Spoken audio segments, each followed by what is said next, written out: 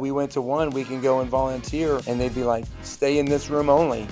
Don't go anywhere else. We'll bring the babies to you. One of these places, I was like, nobody's watching. So I went up some stairs, went into a room, probably like 20 to 30 baby beds. And babies literally just swaddled tied up in the bed. Going to Landon and Lily's government orphanage, there were like special needs kids tied up in beds. Because of COVID, some babies were sent back to their government orphanages. We know of one baby who was being fostered and being well taken care of. Family was matched from Germany. COVID happened, they shut down international adoption. Baby ends up back at his government orphanage, and he died. Hey everyone, today's conversation is going to be about orphans and kids in foster care, and some of the things my guest, who's in Taiwan currently, is going to talk about is going to probably blow your mind. It's probably going to be, there's going to be something he talks about somewhere about halfway through the video about some orphan care facilities he went into that's going to really just tug at your heart, maybe even cause you some pain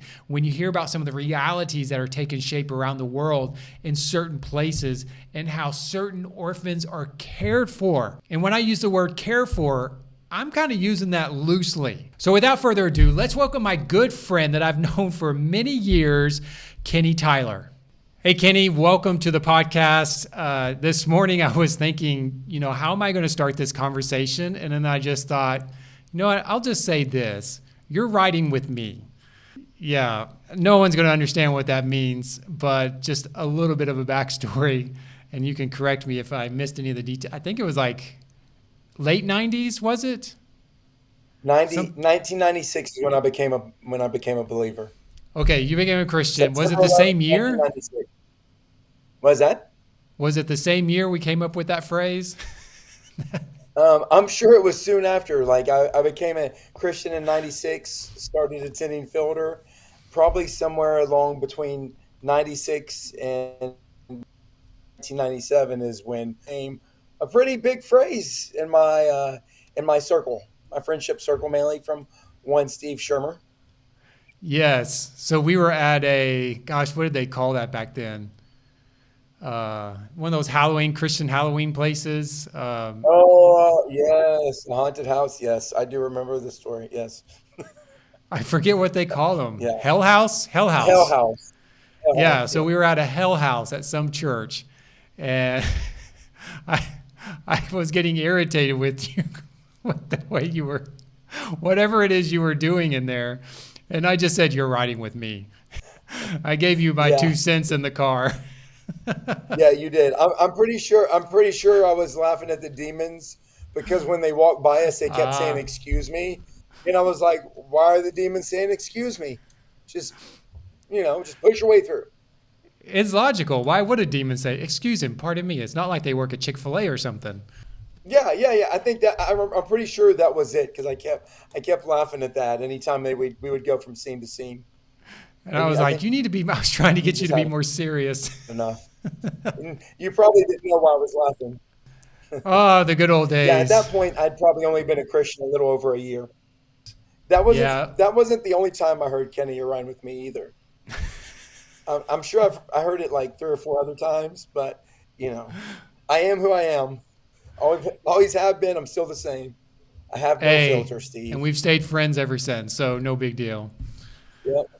Yeah. So, no big deal. I always knew you were like just trying to help guide me, and you weren't trying to put me down. You're always trying to encourage me and build me up. So I didn't take offense. Just in a tough love kind of way. So I know you remember your spiritual birthday, and we're going to get into the topic in a second, but you're like one of the few people I know that celebrates your spiritual birthday. Yeah. I always remember my spiritual birthday, September 11th, 1996. Important day for me. Like the day, the day I went from lack of joy, peace, like just I had no peace, I had no joy, I had no hope. Used to think about committing suicide. Really had no sense of purpose in life. And then, thankfully, the Lord put Leah Stockton in my path, and we were working together at a sporting goods store, and she began sharing Christ with me. And so September 11th, 1996, she took me to the play Heaven's Gates, Hell's Flames. Speaking of Hell House, Heaven's Gates, Hell's Flames. And that night, So that night, just going to that play really, really shook me. And it shows ways to go to heaven, ways to go to hell. And at the end of the night, they gave an altar call, and I went down front, gave my life to Jesus, and life's never been the same. Never turned, never looked back. From that day forward, I was just like, at that moment, God gave me peace. He gave me forgiveness for those that I had bitterness and anger towards. He gave me peace. He gave me joy. And like, I remember walking out of there, like, it's like, I cannot stop smiling. Like, I could not stop smiling because I'd never felt that before. I never felt like that relief, that sense of joy, that it just overcame me. And yeah, 10 days later, I visited Fielder Road Baptist Church, and thankfully met Jared Roberts, who took me under his wing, mentored me, showed me what it was like to be a man of God. And yeah, it's just a kind of a crazy story from darkness to light. And I think back 30 years, I could never imagine that I would be living overseas, living the life that I live now. I mean, the fact that I'm teaching, barely graduated high school, that definitely is a testament to what God can do in your life when He gives you a purpose and a passion. Well, Jared Roberts, I mean, we both had the same mentor. Both went to the same college ministry. So Heaven's Gates, Hell's Flames, that was at the convention center, I think. Yeah, it was at Arlington Convention Center. Yeah, I was there. Yeah. So I don't remember if we met there or if we met, soon after at Fielder. I can't recall that. We met at church in the college group. Like, we were in the college ministry together, but like I felt like my first like 6 months to even a year, I felt like there was almost a disconnect because I didn't have very many friends at the beginning. It was just me and Leah and a couple of other people, and then it was after working in 1997 at Fielder Rec Staff that I Hmm. really got involved. Like, not just involved, but like felt like part of the ministry. And I think at that point, that was the same time like Shelby Fletcher and I became friends with Shelby through doing like summer camp. And of course, Shelby was friends with everybody, and so that kind of led to a whole new group of friends that bunch of crazy guys living in Autobahn country. Yeah, good old Autobahn, a house that so Yeah. many of us lived in. I never lived there, but I spent most of my time there. Did you not live there? Gosh, it just seemed like everyone lived there. No. Yeah, yeah. Uh, It did seem like everyone lived there. What was it, like eight guys in a three-bedroom Three house, bedroom house four-bedroom house? and a Yeah. subdivision. Yeah. I don't think the owners of the house knew that many people lived there. I remember when Patrick was cooking once, I walked in the door and I was like, dude, what is that smell? I thought something had died in the house, but it was his cooking. Didn't know what it was. We became great friends afterwards, and he was even in my Yeah. wedding. I There would you have liked to have go. been in your wedding. Where were you? Yeah, remember you said you wouldn't get married before I came back from India? You didn't, Ah, but you still got married anyway. So thanks, Steve. yeah. Sorry, dude. I was not waiting. Yeah, but I was You one of know, the first people you called. when I I do remember called you, that I conversation. remember that phone call. So I had met Janice back in 2001 in England, but then we it was at a conference and we didn't Yeah, stay connected. But then I got reconnected to her, and I gotten a letter from her on Valentine's Day. And the day before, I told my yeah, dad how much I hated Valentine's Day. And then when I got the yeah, letter and it came from a girl in Spain, I called you up and I remember saying, dude, I got this letter from a chick in Spain.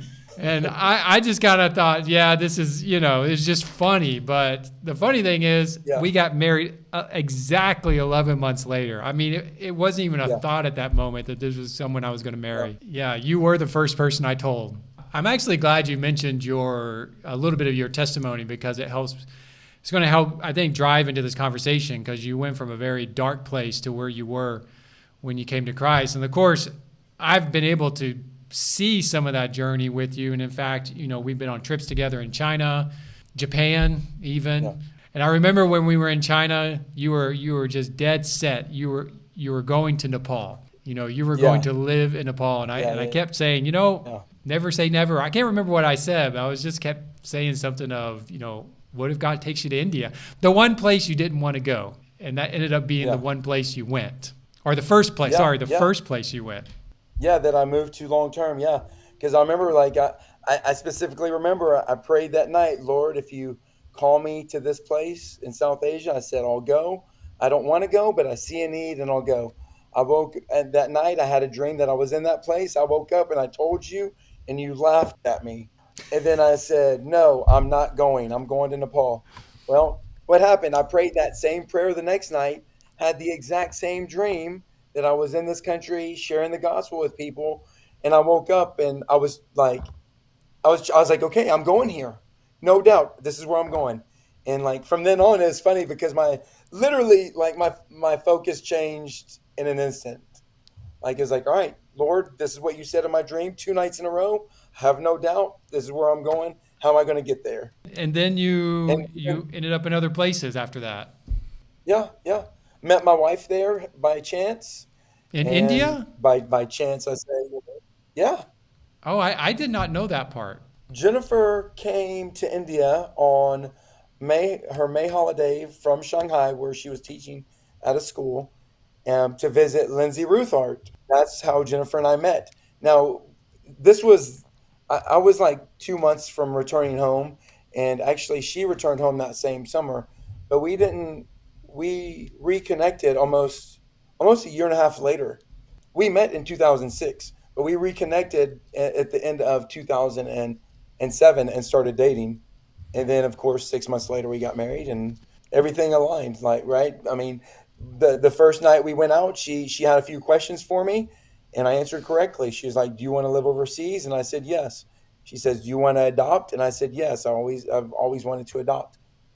And she's like, "Okay, then I can date you." So those were some of the important questions that she had. Like she wanted to know that we were going to be in agreement before she even pursued anything with me. We went to a Nepalese restaurant and I ate with my hands and she still went out with me again.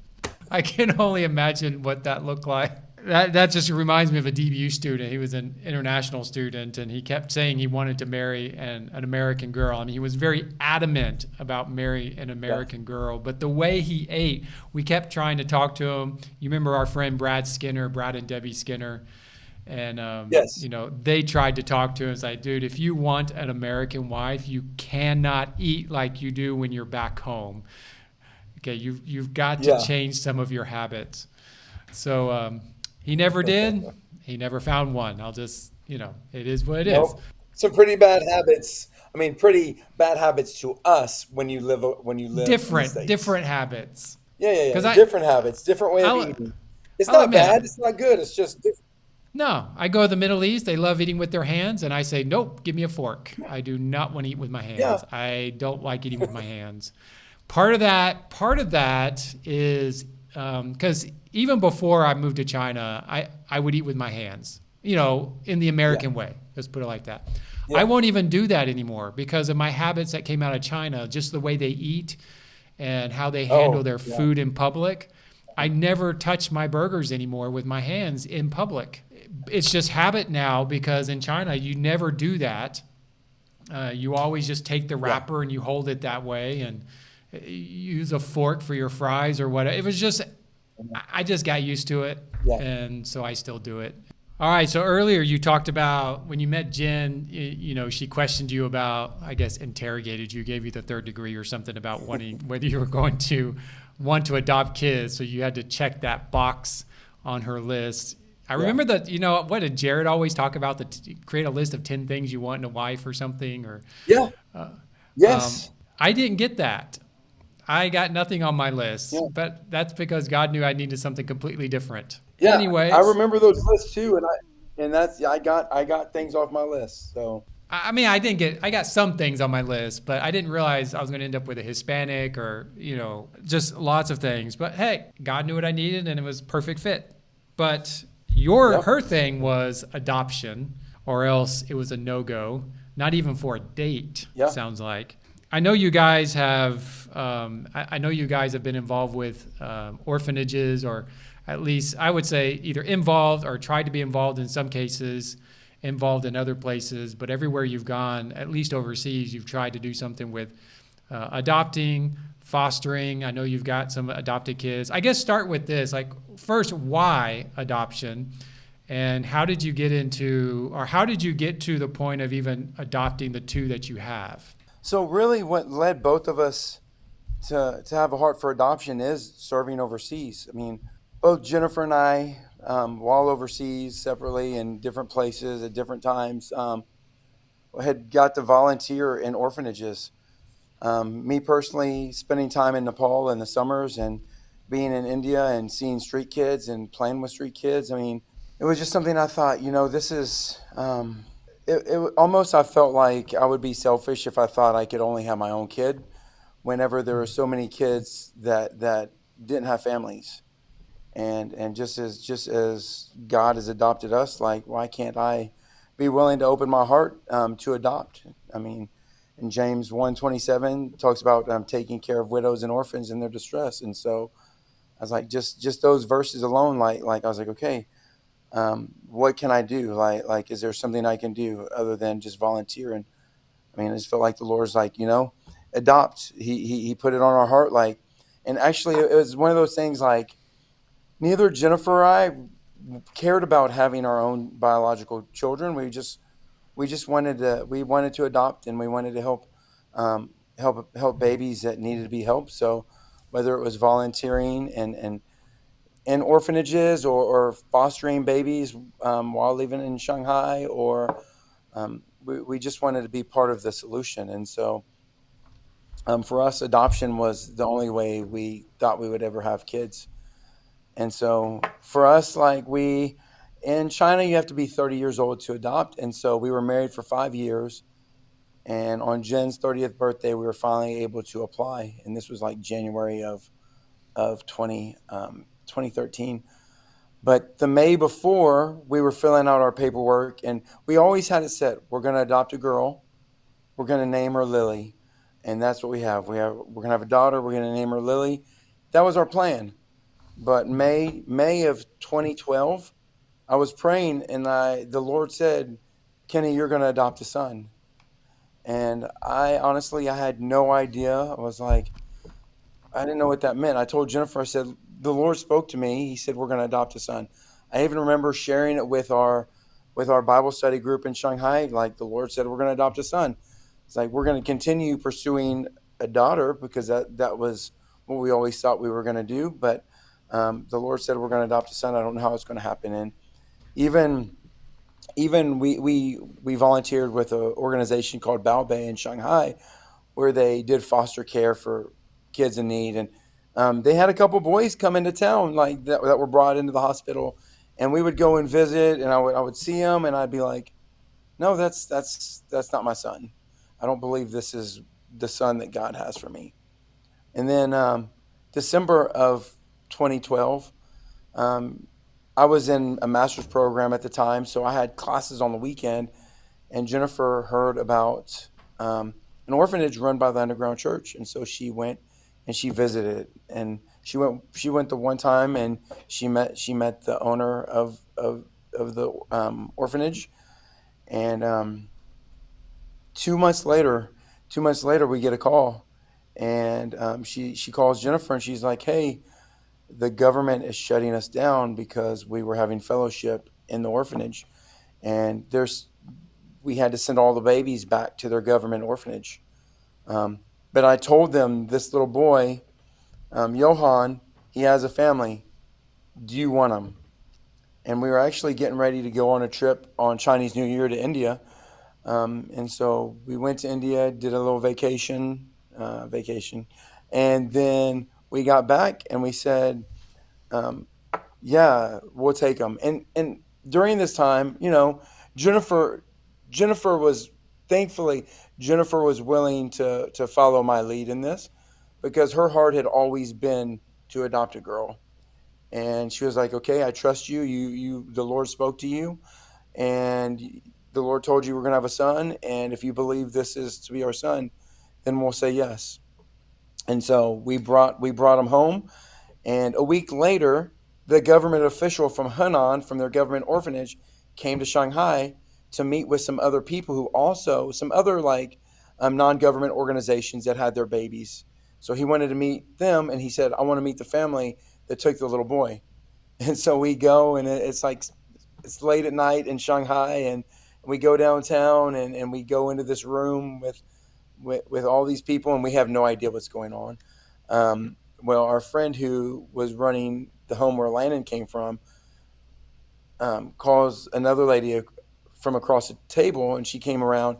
She held up her phone and she says, "Lily," and we're like, "What? We don't understand." And our friend says, "They want you. They want to know if this is Lily. Do you want this baby?" And we were like, "We don't know. We literally just got Landon, which is our son's name. We literally brought him home less than a week ago." And they're like, "Tomorrow you will come and see her." So that next day we drove out to the other side of Shanghai. We went and saw a little baby, and we're like, "Oh, you know what? This is we need to contact our adoption agency before we say yes, because we need to let them know what's going on." And ultimately, like, we brought Landon home, and 3 weeks later we were matched with him. My biggest fear, I think, was that I know it was my biggest fear. If we said yes to Lily at that time right away, that we were going to have her in our home and they were going to take her away from us and give her to someone else. That I would love this little baby, and I mean, which it's thinking of it now is like I was protecting my heart, but I was like, oh, it might have been, yeah, yeah. I was just concerned that I would love this baby. They would take it and give it to someone else. So um, we waited, and then a month later, they called us and said, "Do you want her?" And we said, "Yes, well, we want her." And so we went to the orphanage. We went to the orphanage and we brought her home. And like, but then so we went from 0 kids to 2 kids in 6 weeks, and we wanted a girl. We got a girl. The Lord said we were going to have a son. We got a son. And I always think that God is faithful. And if we didn't trust in Jesus in this situation, there would be no Lily. Like, because we got Lily because of Landon. And Landon, the reason he was even in an orphanage to begin with is because they guessed at the age of 1, um, he was burned. He had some sort of oil burn on his chest and on his legs. He was found on the side of a road near an apartment complex. They put him at the gate, I guess, to the apartment complex so he'd be found. And then he went to Beijing, to the burn hospital before he was sent to Shanghai to get better care. And so if that hadn't happened, like, as tragic as it is, like, and as much as my heart breaks for Landon's birth parents because they loved him, they cared for him.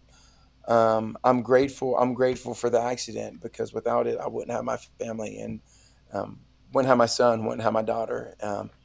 But yeah, my heart still breaks for Landon's birth family because they lost their son. Their son, to them, their son died, but the Lord has a plan, and he knew it was going to happen, and he knew how he was going to bring our family together. I mean, Lily was it's Clef. bittersweet. Yeah, it is. It is, because I know they know he was loved, because he when they found him, he was well taken care of. He wasn't malnourished. There was nothing there, but I was like, this poor baby loved his parents. His parents loved him, and then tragic accident happened, and they did what they only knew to do, which is to put him somewhere where he could get help. And same with Lily. She was born with cleft lip, cleft palate. She was found abandoned, where she would be found also. I mean, they're from the poorest province in China, from one of the poorest village areas in Pingdingshan, Henan. And so their parents felt hopeless, and yeah, but the Lord had a plan. And so I just know, I'm like, God has a plan. He ordained this. He knows that Landon and Lily are both going to do great things for him. And so I trust that, and I believe that. So you were talking. So I'm curious. In all that, obviously, you had mentioned that Jen had been connecting with orphanages in the area, and that's how Yeah. she got some of these phone calls. So what is your like? What kind of experiences have you had visiting?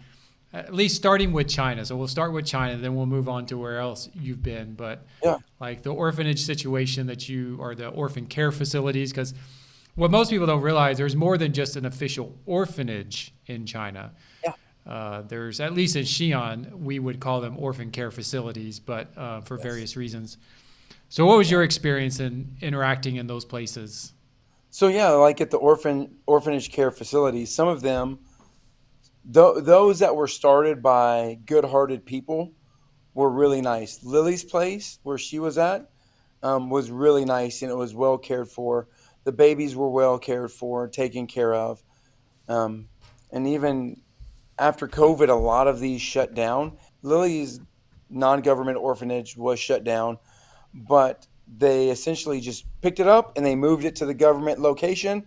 The government orphanage gave them a wing in their orphanage, and so their nannies went with them and could still provide that care because Lily's Place was started by some moms who just wanted to do something.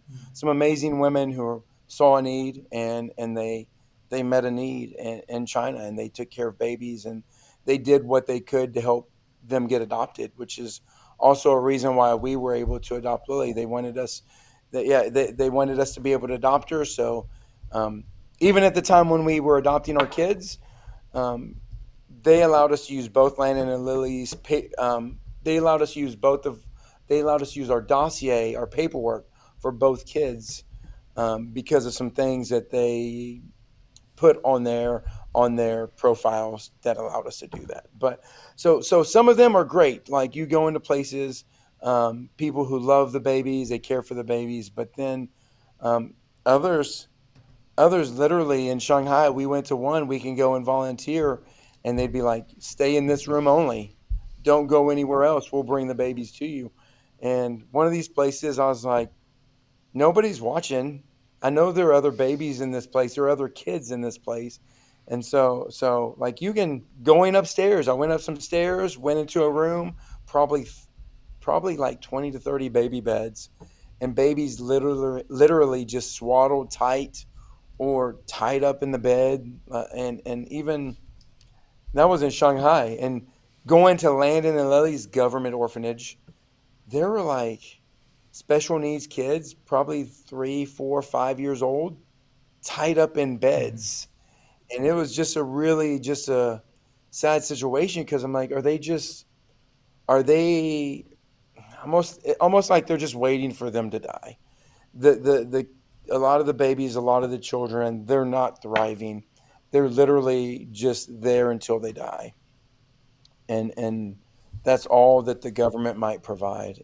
Even because of COVID, some babies were sent back to their government orphanages, and we know of one baby who was being fostered in Shanghai, being well taken care of. Family was matched from Germany.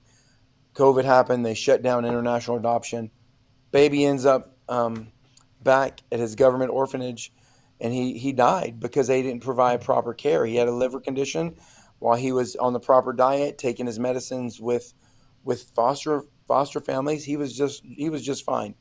But as soon as he got back to the government orphanage, he went downhill fast and didn't get the proper care. And so it really is a sad situation, especially now in China with I don't know that there's an end in sight. I don't know if adoption will ever open up again. I was just thinking, there's a lot of orphanages around the world that just, they're just terrible. I mean, it's just terrible Yeah, conditions for the kids.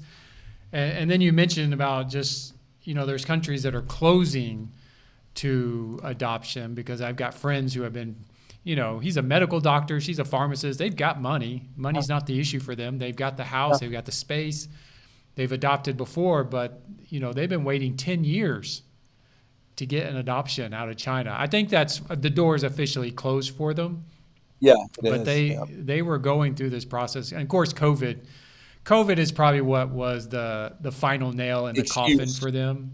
definitely was an excuse to shut it down. Yeah. So if it wasn't for that, they probably would have got a kid eventually. But it just went downhill from there. So then from Yeah, China, you left, and where'd you go yeah. after that? We from China we went to Bangkok, Okay. and in Bangkok, yeah, in So talk about Bangkok the orphan we situation there. yeah, there's definitely a need in Bangkok in Thailand for international adoption.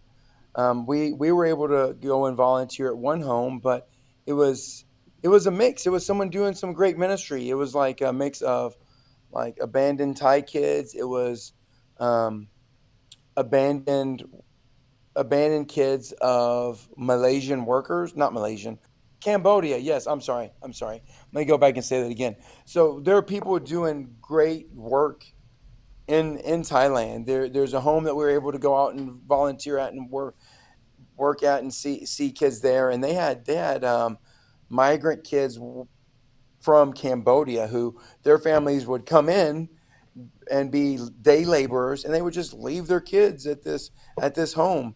And then they'd also be from Myanmar, and they may also have abandoned kids from Thailand. But in Thailand, if there's no like official government paperwork, they'll never be adopted. But but then in Thailand has a need. It has a need for people to adopt from Thailand, and you can easily adopt from Thailand if you live overseas.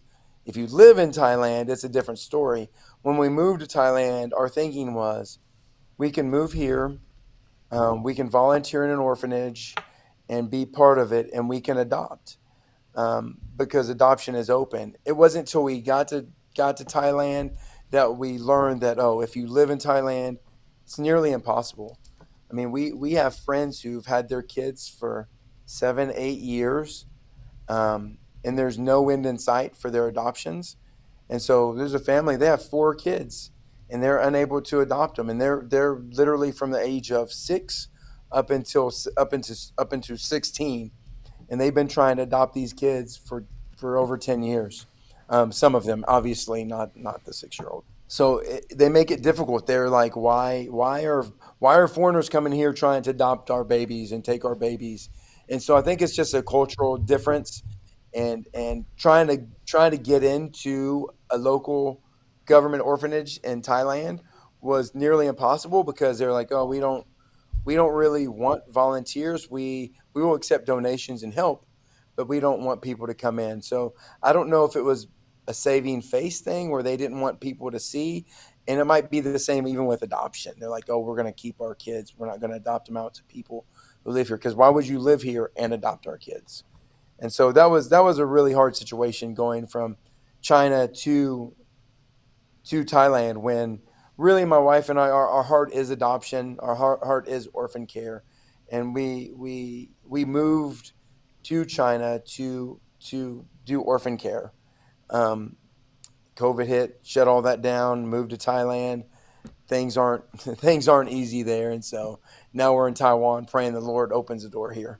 So I'm curious in all these places, like how is the like local church or local believers? Are any of them actively engaged in orphan care or fostering or adopting in those countries? Here's the thing, China's great. We actually walked alongside a couple while they adopted a baby, local Chinese believers. And so while we were still in China, we were trying to find ways to help believers to adopt from China because I mean, internationals can't do it, but believers can. But there's a stigmatism. That's the problem. There's a cultural divide that like cultural wall that needs to be broken down of just like it's an unwanted baby. It's not my baby. And so really you need believers who are willing to step out on faith and willing to take a chance and to adopt a baby that's not their own. And so it was really cool though to see this family adopt their baby, and then other families in their local church then began to get interested and started asking questions. And so hopefully that leads to more. Hopefully it leads to more people adopting. But really, as far as China goes, um, there's a big need for believers to adopt. You know, you bringing up China. One things I've always noticed about China is despite the political situation or the some of the restrictions that take place, especially on churches and believers or anybody in any walk of life, what I've seen overall is the church in China has learned over time to really step up to the plate in almost every area that we might in the U.S. Yeah. And I know I'm not saying that Americans have figured it all out or that, but the cool thing is, you know, out of all the places I've been, China's the one place that even under the climate they live in, they are. I've seen Chinese families adopt. I've seen Chinese families foster, which is unusual in an Asian context. I've seen and know of Chinese churches sending out missionaries.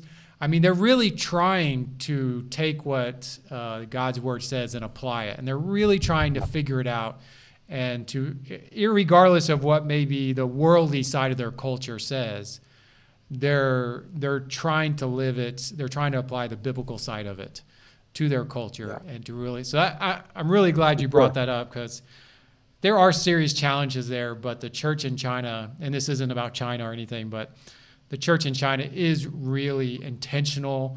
They're very focused, and they do it irregardless of the consequence that is around. I mean, I see it all the time. So anyway, that's like a sub episode within an episode. But anyways, we'll keep moving on. True. If they were told not to do it, they definitely would do it. Oh yeah, that's true.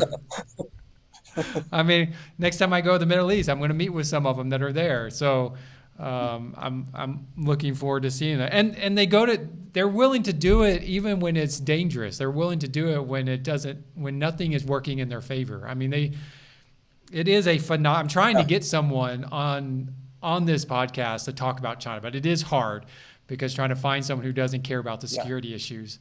But I don't know how I'm going to do it, but eventually we're going to have a conversation about that.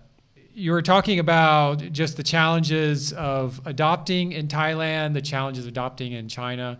And I know that there's a lot of people in the U.S. who adopt internationally, and it's a good thing. It's nothing bad. Clearly you did. I mean, technically, even though you lived abroad, you were considered an international adoption. And there was a pastor here locally that I just heard about, because they posted it on Facebook. Him and his family, they have a lot of kids, but they wanted to adopt internationally, and it never worked out.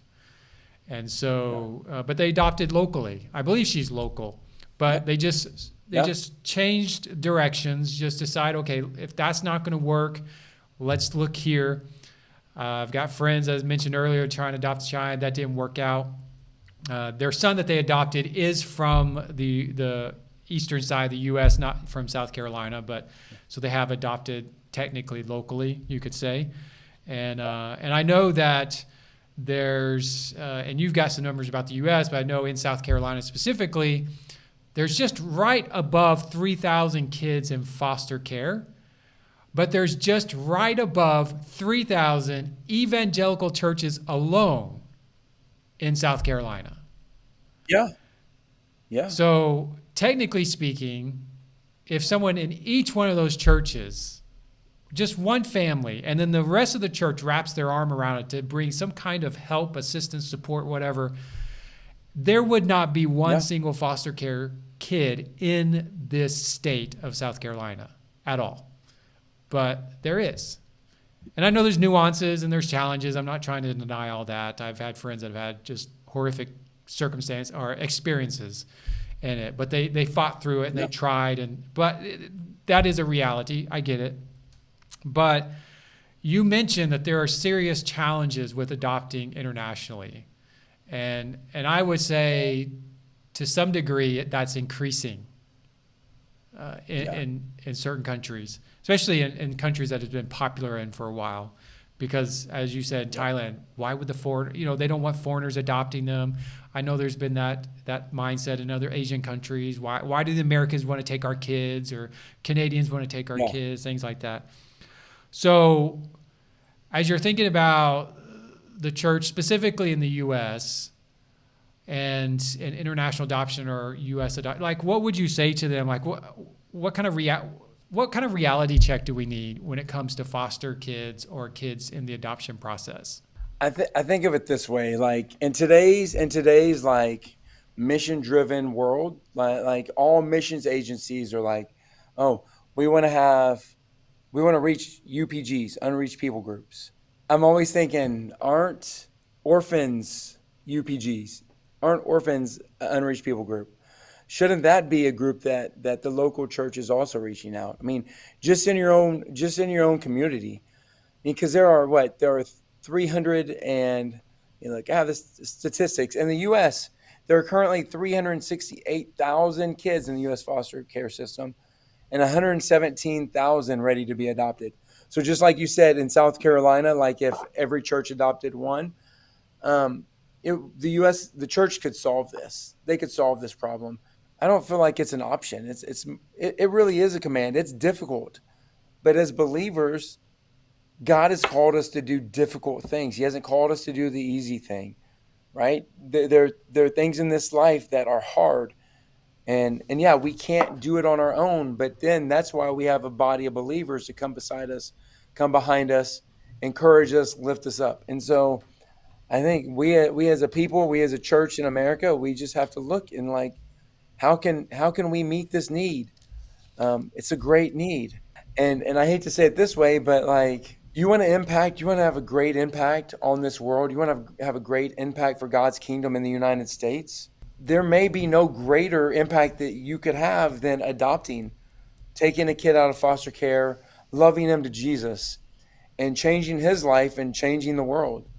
300,000 people. That's a lot of kids that need love, that need someone who is in a Christian home to love them and adopt them. Yes, I want I want every kid to be in foster care system to be adopted, but more specifically, I want all these kids in Christian homes so that we know that they're hearing the truth and that they're able to really have their lives changed, not just by being adopted, but that they're able to have their hearts changed by the Savior. And that's what it's going to call. That's what's needed. And I think Jennifer and I are blessed to call a great church, Filter Church, home in Arlington, Texas, and they do a great job. They have an awesome foster care and adoption ministry where they come behind families, they help adopt, they help foster, and they don't start with that, but they also provide parenting classes,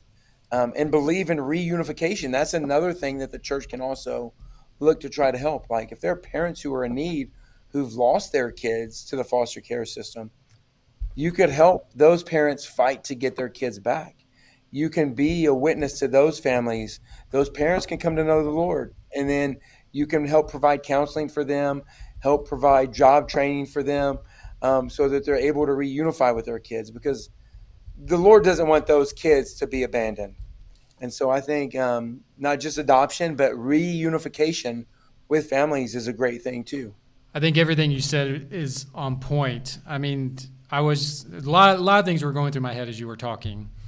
One was there's a guy I interviewed. He's on an episode, I don't know, about a month back. David Sullivan was Set Free, and they run an orphanage in India. But part of the process, so what they do is they rescue kids from those those businesses that make bricks in India. I forget what you call them. Brick farms. You know what I'm talking about. I mean, you just drive from Delhi to Agra to the Taj Mahal. There's tons of them along the ways, along the highway. And so they go in and literally they send in a team, almost like, I don't want to call them like Navy SEALs, but they're like going in at night under the cover of darkness to get the kids out of these mines or these brick kilns or whatever you call them. To rescue them from this, because it's slavery. It's technically, I don't even think it's legal slavery, but it's slavery protected by government officials, by certain government officials. And allowing it to go. So last year in one night, they rescued over 7,000 kids at one time. 7,000. So then they have an orphanage that takes care of them. But one of the things they do, which I'm glad you mentioned this, is the reunification part. So one of their tasks is to try and find the families and reunite their kids with them and make sure whatever debt they owe to this slave owner that's keeping their kids in slavery to make bricks is paid off, and there's no more debt, and the families can be reunified. Now, that doesn't happen in most cases, but there are churches involved in India within their network. There's safe houses all around to protect the kids, and then as they get some of them settled, they can bring some of them to the orphanage and then give them an education and all that. And then there's, I was thinking, now I'm a big UPG guy. I don't even like using the word UPG anymore. Someone asked me about that the other day. I don't like that word anymore. because I just think it gets abused. Not to knock on what you were saying, but I get what you're saying. But it's not my favorite term any longer. Yeah. And coming from a missions guy, that sounds odd probably to some people. But if everyone wants to know why, feel free to reach out. I'll be happy to explain why. But I think it's an overused term. And but I get it. Okay, I understand it's a good starting point. But the point you were making is we're so focused on evangelism that we forget to take care of the widows and the orphans, which is also a command in Scripture. And I really think, as you were, and I've thought this before, why don't all churches, especially evangelical ones, have some kind of orphan strategy? A strategy to care for. It doesn't have to be the same. It doesn't have to be Fielder Church is a big church. I know the church. We were both in the church.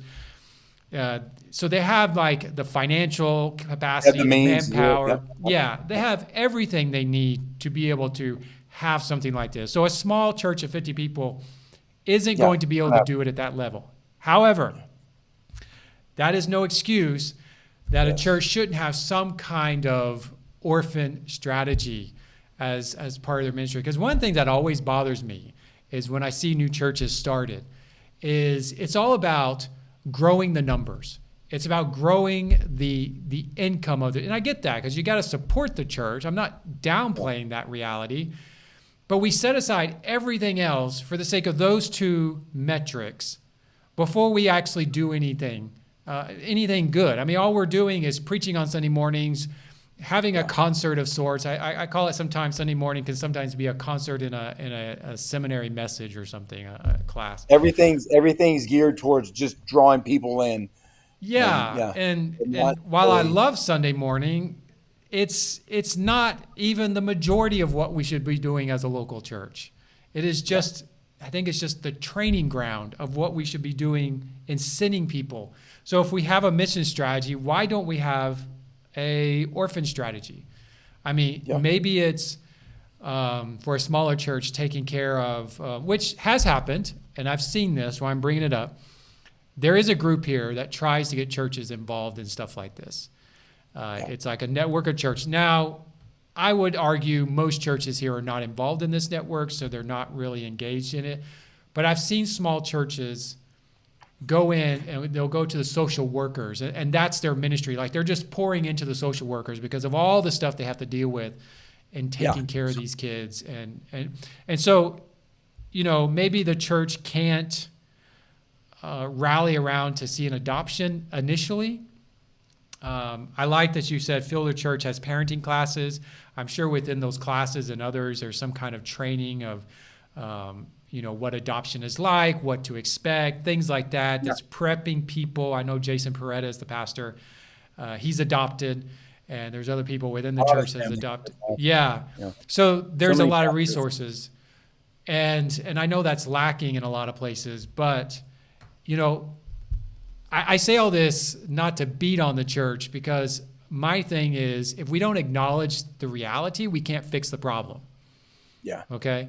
I'm not trying to fix the secular problem. I'm not trying to fix the secular world's problem. That's different.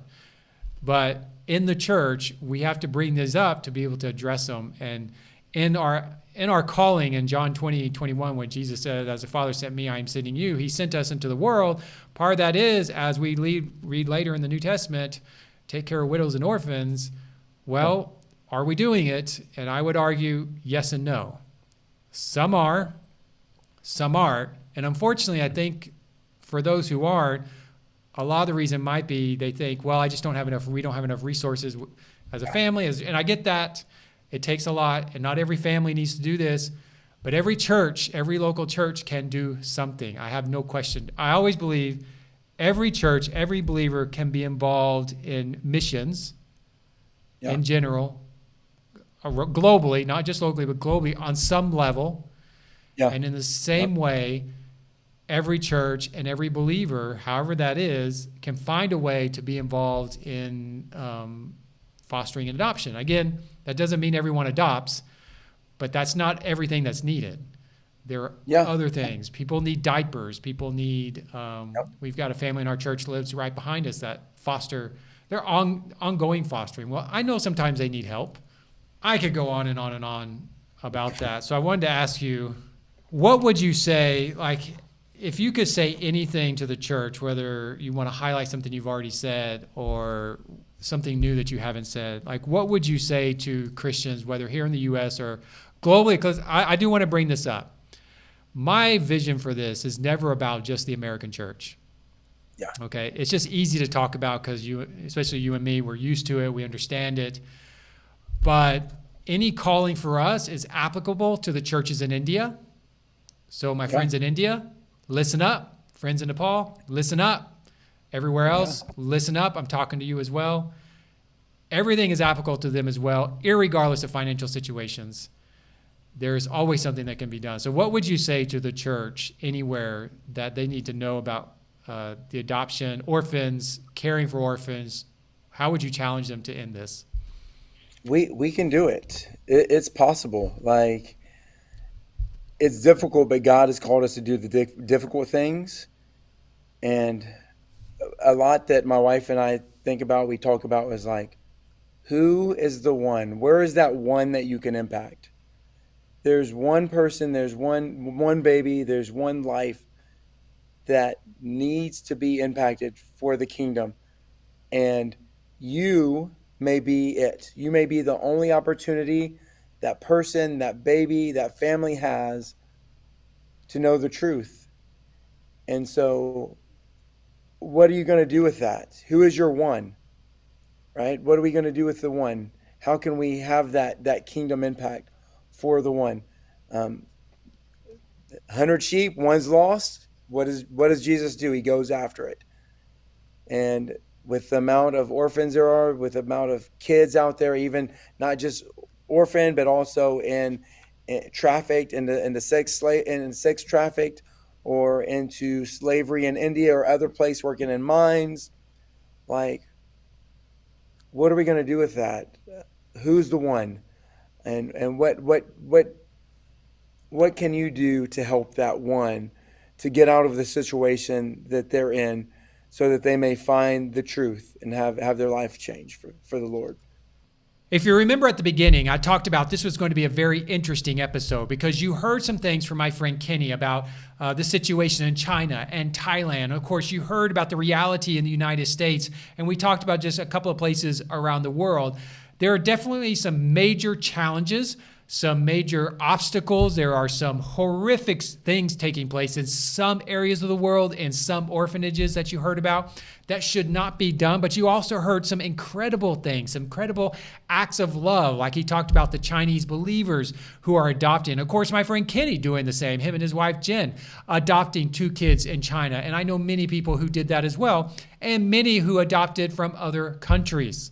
So as I close out this episode, I just want to end with this challenge, and I know I'm repeating myself, but every church in the United States, in the Western Hemisphere, in the Western world, and I would even argue in the non-Western world, has an obligation to care for orphans. And so I would just challenge you, if your church isn't already involved, if you don't already have a strategy within your church, a ministry to care for orphans, as the word says, as the word of God says, that we should be caring for widows and orphans, then I would encourage you to get one. There are resources out there. You just got to go online and look. You can look up Fielder Church in Arlington, Texas, which is Kenny's home church, as he was talking about the strategy they have. I know Church on the Mill in Spartanburg, South Carolina has a strategy of caring for orphans.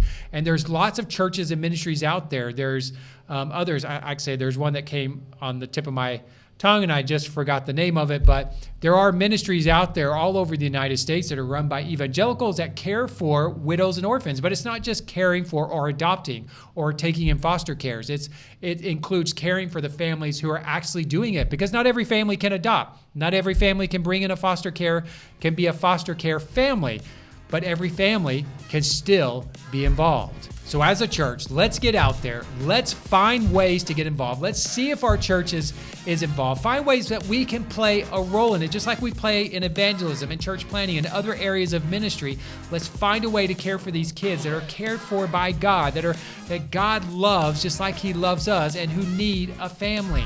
So just like in every other area of life and ministry, Don't forget to go out there and live courageously, live boldly, and of course, live Enviado.